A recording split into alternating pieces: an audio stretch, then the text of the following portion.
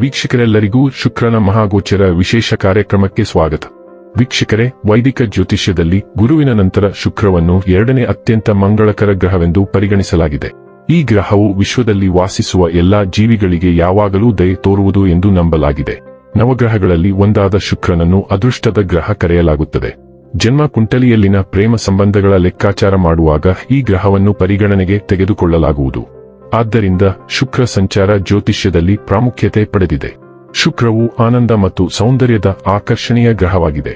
ವೈದಿಕ ಜ್ಯೋತಿಷ್ಯ ಶಾಸ್ತ್ರದ ಪ್ರಕಾರ ಯಾವುದೇ ವ್ಯಕ್ತಿಯು ತನ್ನ ಜಾತಕದಲ್ಲಿ ಶುಕ್ರನ ಬಲವಾದ ಸ್ಥಾನವನ್ನು ಹೊಂದಿದ್ದಾನೆ, ಅವನ ಅಥವಾ ಅವಳ ಜೀವನದಲ್ಲಿ ಎಲ್ಲಾ ರೀತಿಯ ಐಷಾರಾಮಿ ಮತ್ತು ಭೌತಿಕ ವಸ್ತುಗಳ ಸಂತೋಷಗಳನ್ನು ಅನುಭವಿಸುತ್ತಾನೆ ಮತ್ತು ಪಡೆಯುತ್ತಾನೆ. ಆದರೆ ಜಾತಕದಲ್ಲಿ ಶುಕ್ರನ ದುರ್ಬಲ ಸ್ಥಾನವು ಪ್ರೇಮ ಸಂಬಂಧಗಳಲ್ಲಿ ವೈಫಲ್ಯ, ವೈವಾಹಿಕ ಜೀವನದಲ್ಲಿ ಅಪಶ್ರುತಿ, ಕಣ್ಣುಗಳಿಗೆ ಸಂಬಂಧಿಸಿದ ಸಮಸ್ಯೆಗಳನ್ನು ಮಾತ್ರ ನೀಡುತ್ತದೆ. ಜ್ಯೋತಿಷ್ಯ ಶಾಸ್ತ್ರದ ಪ್ರಕಾರ ಶುಕ್ರ ಗ್ರಹವು ಇದೇ ವರ್ಷ 2026 ಮಾರ್ಚ್ ತಿಂಗಳಿನ 2ನೇ ತಾರೀಕಿನ ದಿನ ರಾತ್ರಿಯ 12:38 ಮೀನ ರಾಶಿಯನ್ನು ಪ್ರವೇಶಿಸಲಿದೆ. ಶುಕ್ರನು ಮಾರ್ಚ್ ತಿಂಗಳಿನ 26ನೇ ತಾರೀಕಿನವರೆಗೆ ಮೀನ ರಾಶಿಯಲ್ಲಿ ಇರುತ್ತಾನೆ. ಮೀನ ರಾಶಿಯಲ್ಲಿ ಚಲಿಸಲಿರುವ ಶುಕ್ರನ ಪ್ರಭಾವದಿಂದಾಗಿ ಕೆಲವು ರಾಶಿಗೆ ಸೇರಿದ ಜನರಿಗೆ ಸುಖ, ಸಮೃದ್ಧಿ ಹಾಗೂ ಧನ ಸಂಪತ್ತಿನಲ್ಲಿ ಸಾಕಷ್ಟು ವೃದ್ಧಿಯಾಗುವುದರೊಂದಿಗೆ ಅತ್ಯಂತ ಶುಭ ಫಲಿತಾಂಶ ದೊರಕುವುದು. ಹಾಗೆ ಇನ್ನೂ ಕೆಲವು ರಾಶಿಯವರಿಗೆ ದುರಾದೃಷ್ಟ ಎದುರಾಗಲಿದೆ.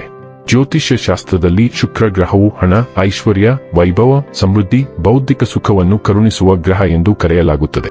ಯಾವಾಗ ಶುಕ್ರ ಗ್ರಹವು ತನ್ನ ಚಲನೆಯನ್ನು ಬದಲಾಯಿಸುವುದೋ ಇದರ ಪ್ರಭಾವವನ್ನು ಎಲ್ಲಾ 12 ರಾಶಿಗೆ ಸೇರಿದ ಜನರ ಮೇಲೆ ಒಂದಲ್ಲ ಒಂದು ರೀತಿ ನೋಡಬಹುದಾಗಿದೆ.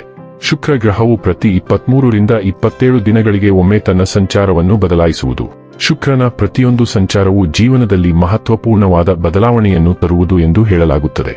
ಹಾಗಾದರೆ ಬನ್ನಿ, ಇಲ್ಲಿ ಶುಕ್ರನ ಮೀನ ರಾಶಿಯಲ್ಲಿ ಈ ಗೋಚರ ಇಲ್ಲಿ ಪ್ರತ್ಯೇಕವಾಗಿ ಸಿಂಹ ರಾಶಿಯ ಜಾತಕದ ಪಾಲಿಗೆ ಹೇಗೆ ಸಾಬೀತಾಗಲಿದೆ, ಯಾವೆಲ್ಲ ಫಲಗಳು ಇಲ್ಲಿ ನಿಮಗೆ ಲಭಿಸಲಿವೆ ಮತ್ತು ಯಾವ ವಿಷಯವಾಗಿ ಇಲ್ಲಿ ನೀವು ವಿಶೇಷ ಎಚ್ಚರಿಕೆ ಹೊಂದಿರಬೇಕು ಅನ್ನೋದನ್ನ ನೋಡೋಣ. ಎಂದಿನಂತೆ ನಮ್ಮ ವಿನಂತಿ ಎಂದರೆ, ನೀವಿನ್ನೂ ನಮ್ಮ ಚಾನೆಲ್ ಅನ್ನ ಸಬ್ಸ್ಕ್ರೈಬ್ ಮಾಡಿಲ್ಲವೆಂದರೆ ದಯವಿಟ್ಟು ಈಗಲೇ ನಮ್ಮ ಚಾನೆಲ್ ಅನ್ನ ಸಬ್ಸ್ಕ್ರೈಬ್ ಮಾಡಿ.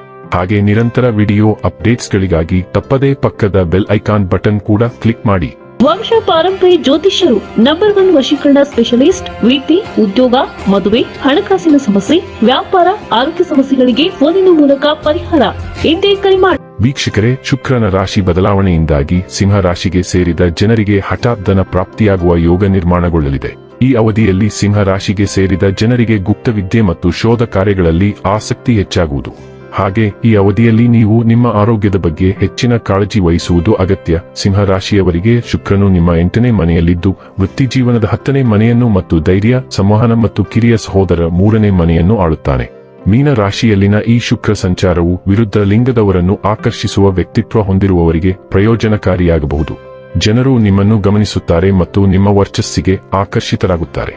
ಸಾಮಾಜಿಕ ಮಾಧ್ಯಮ, ವಿಷಯ ರಚನೆ, ಚಲನಚಿತ್ರ, ದೂರದರ್ಶನ ಮಾಧ್ಯಮ ಅಥವಾ ಸಮೂಹ ಸಂವಹನದಲ್ಲಿ ಕೆಲಸ ಮಾಡುವ ಯಾರಿಗಾದರೂ ಇದು ವಿಶೇಷವಾಗಿ ಒಳ್ಳೆಯ ಸಮಯ.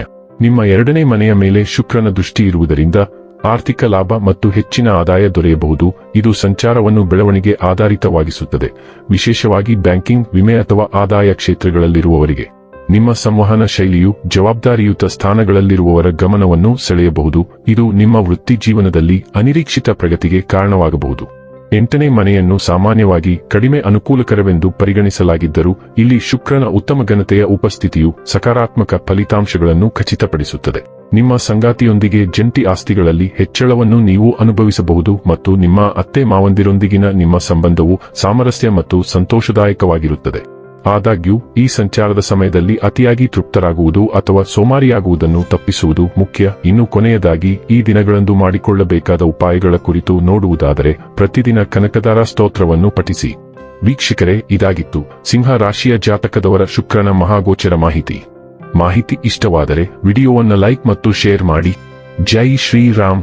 ಕಾಮೆಂಟ್ ಬಾಕ್ಸ್ನಲ್ಲಿ ಬರೆಯಿರಿ. ಹಾಗೆ ಚಾನೆಲ್ ಸಬ್ಸ್ಕ್ರೈಬ್ ಮಾಡುವುದರ ಜೊತೆಗೆ ನಿರಂತರ ವಿಡಿಯೋ ಅಪ್ಡೇಟ್ಸ್ಗಳಿಗಾಗಿ ಪಕ್ಕದ ಬೆಲ್ ಐಕಾನ್ ಕ್ಲಿಕ್ ಮಾಡಿ.